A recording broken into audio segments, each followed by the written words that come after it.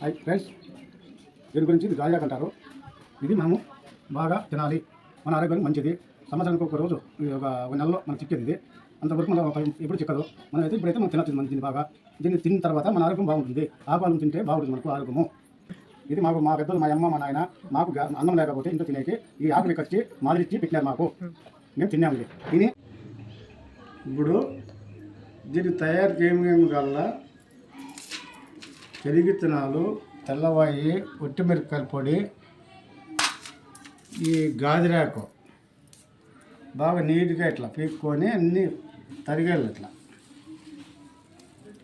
ఇలా ఇలా ఇలా ఇట్లా కటింగ్ కట్టుకోవాలా. ఇలా కట్టుకొని ఒక కత్తి తీసుకోవాలా. ఇలా ఇది కత్తి, ఈ కత్తి తీసుకొని ఇలా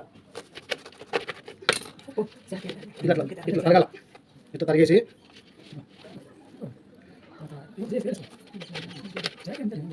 ఇలా ఇలా తరిగేసి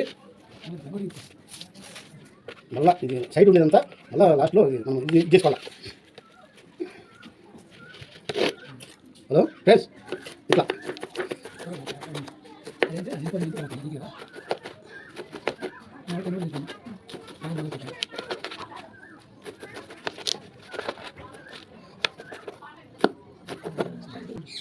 వీటిని ఈ శనగిత్తనాలు, తెల్లవాయి, ఒట్టిమిరపకాయ పొడి చేసుకొని దీన్ని చిన్న తరిగేసినాము. ఇలా బకెట్లోకి వేసుకొని నీళ్ళకి ఇలా నీళ్ళలో కలుపుకొని బాగా కడిగేసుకొని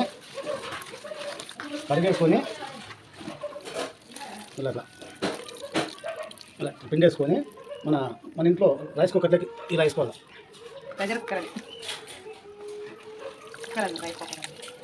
నీళ్ళు 3 గ్లాసులు వేసుకొని ఇజీలు పెట్టుకొని 3 ఇజీలు పెట్టుకుంటే బాగా ఉడికిపోతుంది.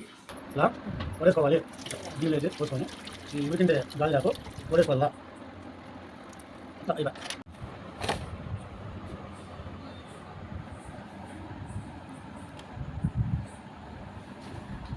ఫ్రెండ్స్, ఇలా ఉండాలి.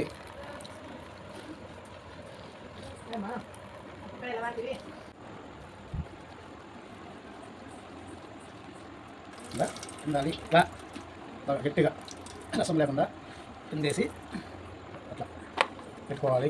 ఇలా ముద్ద ఇట్లా పెట్టుకొని బాగా పొడిగా చేసుకొని ఇంత బాగా పొడిగా తెచ్చుకొని ఇంత బాగా చేసుకొని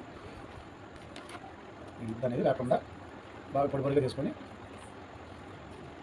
మనము దీంట్లోకి ఈ గాదిరాకులోకి మనకు తగినంత కారపొడి వేసుకొని కలుపుకోవాలి. ఇలా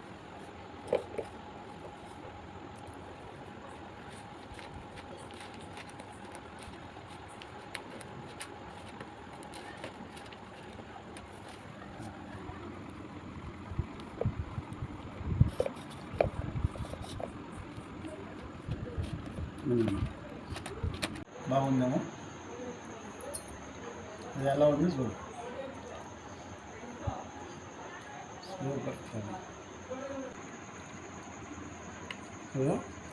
చాలా బాగుందమ్మా అంతా.